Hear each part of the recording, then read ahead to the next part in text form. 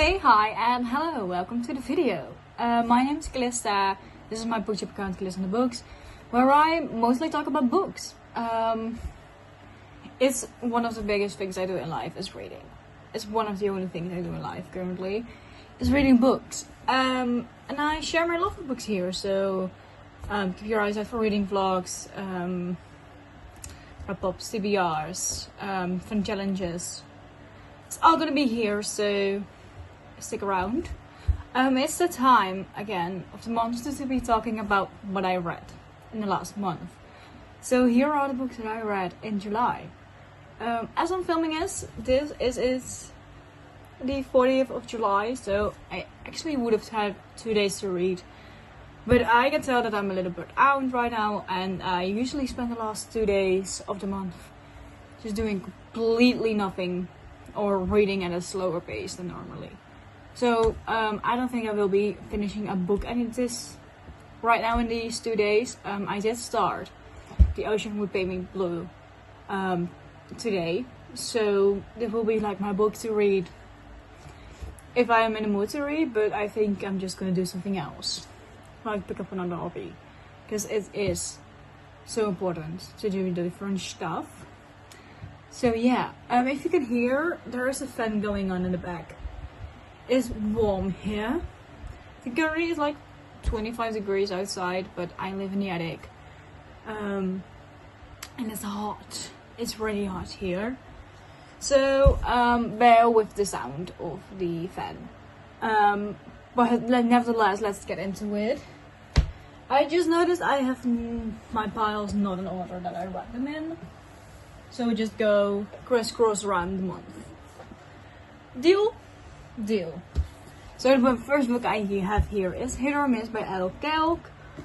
This is a sport romance about football. And it is more like soccer. So not American football, but like the normal football. So soccer. And they both transfer from the United States to America to basically have a fresh start. Something happened with our main character, which is Ethan. And Ethan, he has some sort of accident and he transfers to this university in the UK to forget all about it, so he won't know people there. And people won't know him, and whatever happened won't follow him there. But mention Mia. And Mia is our female main character, and she is also transferred from the United States, and funnily enough they are from the same school and the same origin as Ethan, so they know each other basically. So that's a little bit where they roll into their story. They are roommates, and it's such an amazing book. If you're wondering, this is the Works exclusive edition, so very happily I found it because it was cheaper than getting the book new here in the Netherlands. Like someone was selling it for cheaper, like deal, I will buy it from you. That nevertheless, it is amazing, and throughout this book you follow Mia and Ethan. And Mia, she has anxiety and she's working through it, and this is like her first time being away from her parents, and her parents are a little bit controlling, so everything she does, her parents are kind of monitoring it, and this was like her big escape from them. That totally being said, she also meets Elliot, I think his name was. Elliot is just a side character that you will meet, and it basically becomes a love triangle because she likes Elliot, and a lot of things happen. It really gave me off-campus vibes. By Al Kennedy, because you know you have Hannah and Garrett and also Justin in the beginning, so it kind of felt like that way. But make it football or soccer, it was an amazing book. I ended up rating it 4 stars. I really enjoyed it. It took me like 2 days to finish this, but I had a couple of things to do. But when I was reading this book, I was going through it. And in the end of this year, I think the second book is coming out in the series, and I'm very excited to see where it goes. I don't know, something about a sport romance will make me happy. So Hit or Miss by Elkel. I really loved it, and I would recommend it. I would highly recommend it. Then I have 2 books by the same author. I have One Golden Summer and Every Summer After by Carly Fortune. I first read Every Summer After. I wasn't planning on reading it, but then I was like, I want to read One Golden Summer, and I have to. You know, I could have just jumped into One Golden Summer, and I was like, no, I'm not doing it. I want to read Every Summer After first. And I rated it 3.5 stars. I think this book was a lot of fun, and I love seeing it go back and forth in like the past and then the present, where they are now, and seeing everything that happened and everything that went down, basically. It was fun writing, but I don't know. I want to watch the TV show on Prime, and that's basically why I started reading it. I was like, I want to watch it. I see everyone talk about it. Let me read the book first. And I don't know, it was a fun book to read. I wouldn't know too much about the inside of the book anymore, because the plot didn't connect to me, basically. I was like, okay, I'm reading it, it's fun. I want to keep on reading. I see why everybody is so hyped about it. It was a very fun book. Just not my favorite. That's why it's a 3.5 stars. I highly enjoyed it, but I think there are better books out there. So I won't go into the detail too much. And then I have One Golden Summer by Carly Fortune. People were saying like, this is such an amazing book, and I can see why they would say that. I can see why they would think this is such an amazing book, and everything, and what happens at the end, and with Charlie. I can see why people would be shocked about it, but because obviously it's talked about a lot, so you know something is gonna happen at the end. I didn't hit, or I saw it coming from like a mile away. I rated it 3 stars. I don't know, I was just a little bit bored whilst reading it. I was like, can we just skip? And you know, I felt a little bit repeating all at the same time. I liked that their grandma came with her to the place, to Barry's Bay, and I liked seeing that Alice was finding herself again.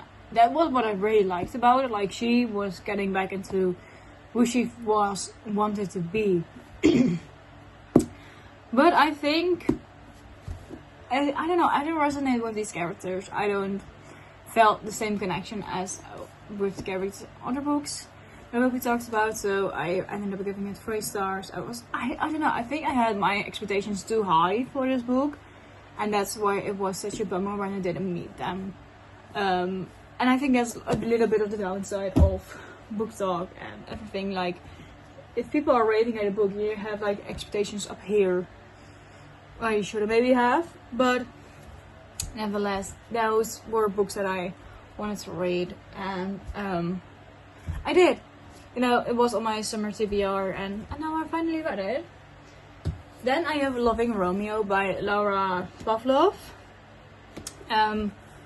This is a book about a professional boxer, and he is like, I don't know, something happened to their family, or to his family, and he's like, I don't want to go into boxing anymore. I'm taking a break. And then he gets what's it called? He gets called out by one of his opponents, typing, "Come out wherever you are. I'm gonna fight you." So if he wouldn't do that, obviously his reputation will be down the drain. It already was, but you know, something happens as well, and then you meet Damie, and Damie, she is the daughter of a famous person in this town. It is, it's called Magnolia Falls, so it's kind of a small town, and she is the owner of a bookshop. No, correct, coffee shop. I'm so sorry. And there's a feud between her family and the family of the main male character. I forgot his name. What is his name? Let me look it up. Romeo. Yeah, we're not talking about it, okay? My brain is fried. Romeo and Demi, and Romeo was set up by her father to clear someone's name, and that's why there was such a big feud between them. But obviously Demi's like, I didn't know what you were talking about. So they eventually get together, and it's very fun. I would say it's a little bit spicy. Like, it's a small town romance, but it's also a little bit spicy. I would say it's kind of like Chestnut Springs with like spice. So obviously there is a plot going on, but also spice or smutty scenes, you know. But I rated it 3.5 stars. I want to continue on the series. I do have the rest of the series in my bookcase back there, and I don't know. I'm intrigued to see where it goes. It set up the story pretty well, or the entire world. So I'm very excited to read more about it. Then I read also The Two Towers by J.R.R. Tolkien. I will not be talking so much about it because I'm reading it as a book vlog. I'm making a reading vlog about reading The Lord of the Rings for the first time. So all my thoughts and opinions will be on there, but I ended up rating it 4 stars. Very fun book. If you want to see more about what I think about it, I think the vlog will be coming at the end of August. Depends on when I read the third book, but I am having like a little schedule that I want to read it in the first week of August. And then obviously I can edit the vlog up until, you know, I still have to edit the vlog with the third book, but the rest is already set. So if I read the third book and I finish it, I can upload the reading vlog. So it will be coming hopefully at the end of August or in the beginning of September, but keep your eyes out and I will be talking more about it. But so far I'm enjoying the series. It's very fun and very enjoyable. Then I read Into the Fading Twilight by Catherine Cowles. If you see, this is an arc. I bought it on Vinted, someone was selling it for 5 years. I was like, bet. So I got like the arc. I don't know, I had the normal edition, and then someone was selling the war exclusive edition of this book on Vinted, so I also got that one coming, but it is on the way. It's not currently here, so we'll see. But Into the Fading Twilight by Catherine Cowles, I rated it 5 stars. Like, honestly, from the dedication, I knew it was gonna be like a 5 star. So I'm gonna be reading the dedication to you guys. Sometimes you just need a hug. This book is for everyone looking for comfort, solace, peace, healing. May you find it in both likely and unlikely places, and consider this my hug to you in book form. I read that, I was like, it's gonna be 5 stars. But in this book you follow Nova and Cole, and Nova is the person that's missing in the first book, which is Across the Vanishing Sky. She gets found at the end of the book, and Cole is basically the person who finds her. So Nova is coming back from like being abducted and being kidnapped, and she's like heavily traumatized. She can't be touched by anyone or she will be screaming, and they are still searching the person that is responsible for all that. So that's like the suspense aspect of the book, is like, who did all of this, and we have to find him because he's on the loose. And during this book you follow Nova and Cole growing more and more closely together. It is such an amazing book. All the side characters are amazing. I think Nova and Cole were so well written because Cole himself, he also has like some issues and whatnot. So it was amazing to read about. I would highly recommend these books. I don't know, Catherine Cowles, she has a way of writing and I love it. She has a way, and if she writes it, I'm gonna read it. Basically, I discovered her in the beginning of the year with her other series, which is The Sparrow Falls. And it basically has the same plot. It's a small town, but with like a suspense aspect to it. So it will keep you on the edge of your seat while reading, basically. Yeah, so Into the Fading Twilight, 5 stars. Highly recommend. It is my first 5 stars of this month. It is amazing. It is really amazing. Okay, then the next two books are a series, or the first two books in the series, which is Wild Rose and Fallen Willow by Roxanne Tully.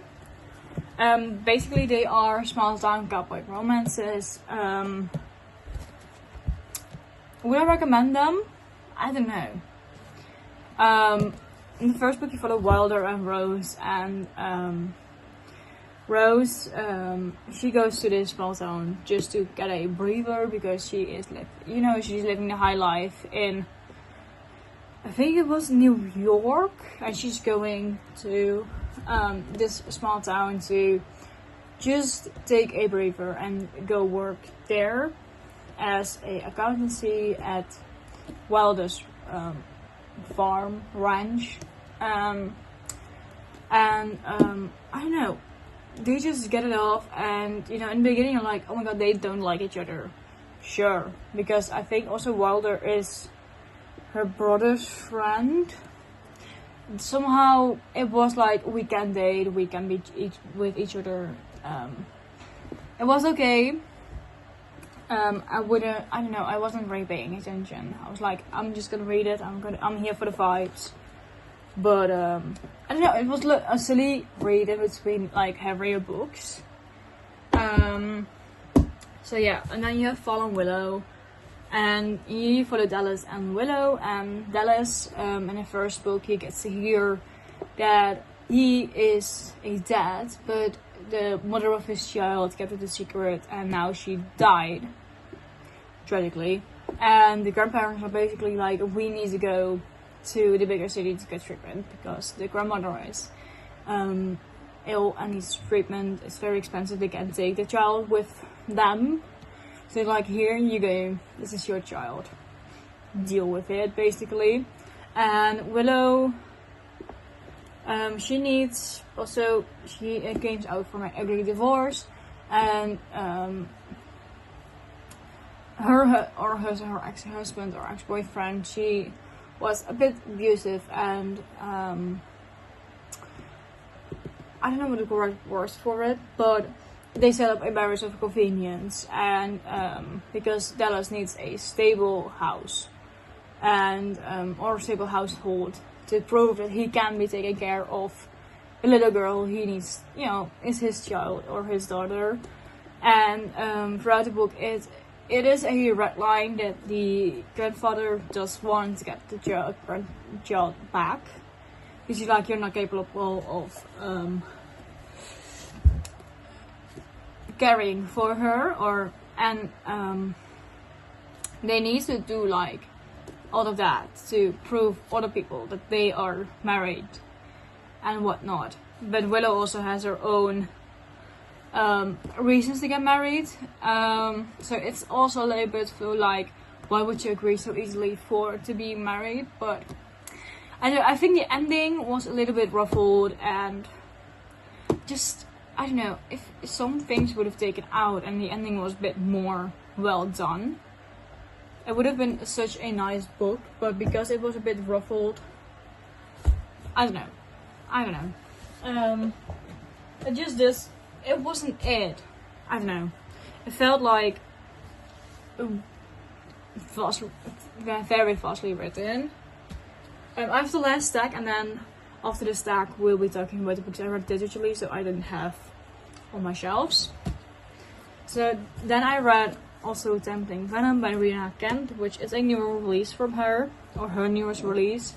And you follow Preston and Marcus. And Preston, he has a bipolar disorder, and basically throughout his whole childhood nobody really understood what he truly has. So he goes to his doctors, and the doctors are just prescribing him medication and whatnot. But he's also a player on the ice hockey team from his college, and that's where Marcus comes in. And Marcus is a captain of the other ice hockey team, and they clash. Basically, in the beginning of the book, they clash with each other, and as they spend more time with each other on the ice, stuff happens. And I think the spice in the beginning was a lot, But I feel it was also necessary for both of them to be more open with each other, to be more intimate, not only sexual wise, but also emotion wise. I don't know, they needed that a little bit of comfort of touching each other and being okay with touching each other to be mature together in this book. I think that's it. But I rated it 5 stars, and thinking back on it, maybe I rated it too high in the moment that I read it. Maybe it is more like a 4.5 or a 4, but on Goodreads it's a 5 stars, so I will keep it at 5 stars. I don't think I will be lowering it, but I don't know, I think Preston's whole illness is so well written that even the end made sense, you know. I was texting a friend like, this is happening, I don't understand it anymore, send help, and then I kept on reading and it got resolved basically, but it all made sense if you think about it. But it was such a roller coaster of emotions in this book. But I don't know, I really highly recommend it.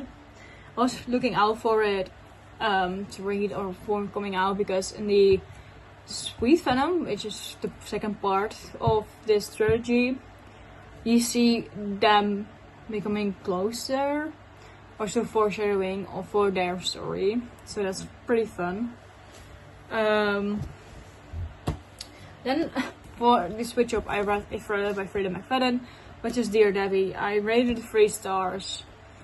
From everything I read so far by Frida McFadden, this is my least favorite book, which I'm pretty sad about, because I was really intrigued by it, because you follow Debbie, and Debbie, she has this blog that's Dear Debbie, and people write to her, and she gives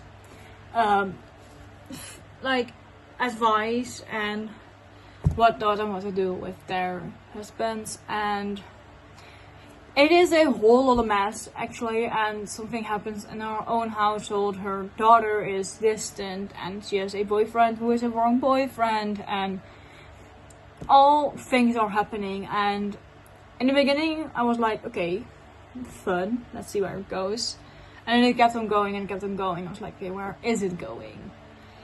And the things that happen in this book, I was like, goddamn. And I thought I finally figured it out, and then she ripped out a whole new plot twist out of thin air. I don't know, it was 3 stars. It was a very strong book to read about. I will not lie. It was a very strong book. I don't know, I don't know. If you are reading Frida McFadden, I would say read it. It is a good book. It's well written. But what the hell? I won't be saying more, because I'm afraid I will spoil whatever happens in this book to you guys. I don't want that. Then I have The Night We Met by Abby Jimenez. I was iffy about reading this book, because I know what that is, a boyfriend's best friend.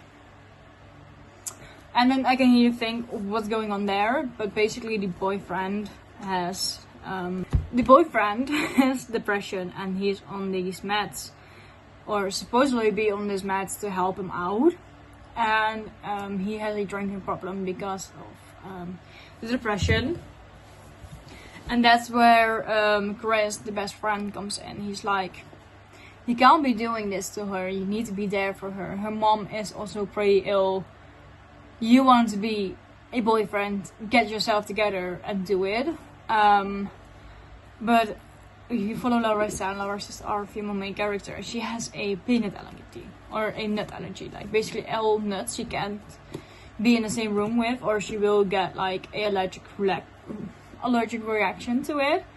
And Chris knows, and Mike, the boyfriend, also knows. And Chris is like, you need to get the nuts out of the house before she comes here. And he's like, yeah, I will. And then he never did. And Chris is like, Larissa, stay out there. Let me do something really quickly. And he basically does all the things that Mike had to do as a boyfriend, but he couldn't do. So Larissa thinks everything that happened was Mike's doing, but in reality it was Chris. So she basically, at the end, Chris and Larissa get together and people are like, why are you doing this to Mike? It's not fair to him. And then they are like, yeah, but what he did to me wasn't also fair. But at the end of the road, I rated it 4 stars. I'm very happy I read it. I think I also said that with See Who Remember Me, that I was like iffy about reading it, and then I read it and it was such an amazing series, or an amazing book, and this is like in the same world, but different characters. I don't know, I really liked it. I really enjoyed reading the book. Then I have one of my most precious books, which is Six of Crows, A Darker Shore, Letters from Rotterdam. I don't know, when I saw this was coming out, I had to have it. Like, it's so stunning. And basically, it's just a novella after Cook's Kingdom. It's amazing, and just to be back in this world, just through letters, and see where Anais gets to, and what Cass is doing, and Jesper, and the book of the month of August. I did already read it, so if you are from the book club and you don't want to see anything I was thinking about, skip. But Red Rising by P.S. Brown, I ended up rating it 4 stars. It was such an amazing read. It was pretty hard to read through, don't get me wrong, there are a lot of stuff happening in this book. A lot of disturbing things happen, but I don't know, the beginning was so strong. I was like, this character, I need to read more about him. I don't know, just what happens in the book. I don't know, I annotated a few things inside of the book, and basically his wife asked, what do you live for? Is it me? Is it for me? Is it for family and love? Or is it for some dream? It's not just some dream, Darrow. I live for the dream that my children will be born free. That they will be what they like. That they will own the land their father gave them. I live for you. Then you must live for more. Like, I don't know, the beginning was so well written, and obviously he gets chosen to fight or be like a gold. He is a red, and you are assigned a color, and reds are the lowest. And I think the higher you go, like golds are a bit of a middle class, but still on the upper side of middle class. And they have to be in this sort of tournament and fight with each other, and he does that. He's becoming a leader of like the I won't say clan, but the part of the group that he is a part of. And I don't know, a lot of things happen, and I want to see where Golden Sun goes. And Golden Sun is the second part. It is on my August TBR, and I'm very excited to read it. I can't wait to see where it goes. It was such an intriguing book, but it happens on Mars, so you get a lot of sci-fi in it. I would say it's a dystopian, but also a sci-fi because it happens in space, and they are trying to get back to Earth, and they have to be on Mars to make the living conditions as well as they can. So yeah, I don't know, I really liked it. The next book I have is Heartstopper, Volume 6 by Alice Oseman. Do I need to say more? It's a 5-star read. It is the end of Heartstopper, and I don't know, seeing Nick and Charlie just for the final time, it is amazing. It is a graphic novel. If you don't know what Heartstopper is, it is a graphic novel. And in this book story, you follow Nick and Charlie trying to be okay with living outside, or not as close anymore soon as I would love to be. And I don't know, it was so wholesome to finally see them overcoming things they have been struggling with for so long. It's amazing. It's amazing. I don't know, Heartstopper will forever have a very big part of my heart. And then the last book I read physically is Atmosphere by Taylor Jenkins Reid. I finished this yesterday. Evening. It was amazing. It was such an amazing book. I get the hype about it. I rated it 5 stars, and in this book you follow Joanne and Vanessa. It's set in the 1980s, and basically they are trying to become the first few women to get into NASA, to go into space. Because back then it wasn't normal for women to be like, you know, in a man's field, basically. And it still isn't, you know, still nowadays it still isn't okay to be in the men's field. But you follow their story, and you go back and forth between 1980, where they meet, and to 1984, where the book ends, basically. And I can see why people cried at the ending of this book. Like, Vanessa and Joanne are both such precious people, and they both want to have the best for each other, even if it's not with each other. But the ending, I was crying so hard. But I don't know what more to say. You follow Vanessa and Joanne, basically, and you follow also another set of people who are in the same group as Vanessa and Joanne, and basically there are like 9 people that get selected every year or so, and they are like, you guys are the most well prepared people, or the top out of everyone that applied. So you are going into training to eventually maybe go into space. And with that being said, a lot can go wrong into space, and that's atmosphere. I know it took me a little to read it because I was like busy, but I don't know, it's the moment I picked it up, I was into the story and I was reading it. Like, so much was happening. I was so intrigued by seeing where Vanessa and Joanne were going. And also in the 1980s, it wasn't as normal as being a gay couple as it is right now. So they're like, we can't tell anyone we are together, it has to be a secret, and that secret also slowly kills them. You know, like, they want the world to know, but they can't, because obviously they are NASA people and they can't tell the outside world too much. But also, it wasn't normal back then. Like 40 years ago, it wasn't normal to be an openly gay couple. But I don't know, I think it was so well written by Taylor that amazing. So those were the big 2 stacks that I had. I'm gonna need to look at my list of what like, this is what I read this entire month with my ratings. I think I have 3 or 4 more books that I read digitally. I read The Great Alone for our book club book, which was our July pick. I rated it 3.5 stars. It is The Great Alone by Kristen Hanna. I just didn't vibe with it.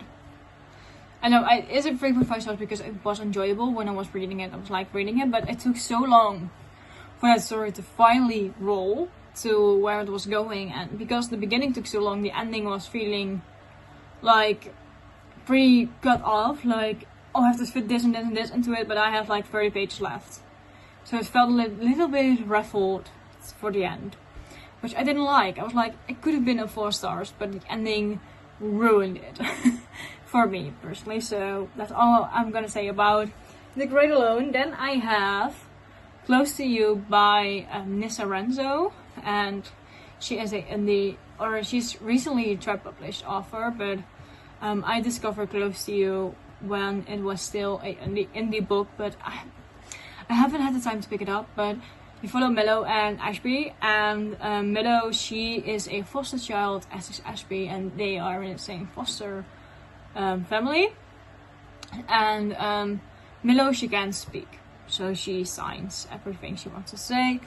And it is like, I don't know, a little bit of a mystery what happened to her, because at 4 years old, she knocks on this fireman's door in the middle of winter. It's cold outside, and she's in her PJs, and she can't speak. They are like, I don't know what's going on. And then obviously she was living with her father, and her father had died. And I know a lot of unravels, and it's such a heavy book to read like the author itself, she has like on Instagram and TikTok, she made like these posts so you can see where the story eventually goes, so you are not too surprised. You know, obviously there are spoiler warnings if you don't want to know, but it was such an amazing book and I will recommend it. And the second book is coming out in the beginning of 2027, and I will be set for that book. I will be set on release date for that book because I need more of these characters, and their whole friendship is like a found family. Like everyone is there for each other and backing each other up. It's amazing to read about, but I rated it 4.5 stars. It is amazing. It is amazing. If you are in like somewhere that has the book, pick it up. You should pick it up. It's amazing. Then the last two books I have is Ruthless Empire and the Royal Lead Epilogue by Rina Kent, which is the last two books of the Royal Lead series. If you follow me from my last wrap-ups, you know that I've been reading it for like the past 3 months. And Ruthless Empire is like the 6th and final official book in this series, and I rated it 4 stars. It's an amazing book. I'm having like a very big blackout of these characters, but I know they are also like step siblings from each other because her father and his mother are starting to date after a divorce, and so that's how they are like in a forced proximity with each other, and he has this big obsession with her, and she's like, I don't want to have to do anything with you. And it follows the same timeline as the other books in the series. Like, so much is happening and so much is making sense because you get every point of view of that timeline eventually. Like Aiden, which is the character from the first 3 books in this series, you get to see like what was going on before the first 3 books happened, or during those 3 books, you know. Like, it's an amazing way to see what the author was thinking about. And then you have the Royal Elite Epilogue. I rated it 3 stars, which is like basically an extended epilogue of like what the finale is by Off Campus. It was with the Royal Elite series. I don't know, I felt a little bit unnecessary because it was all a lot of spice and a lot of smut for a epilogue.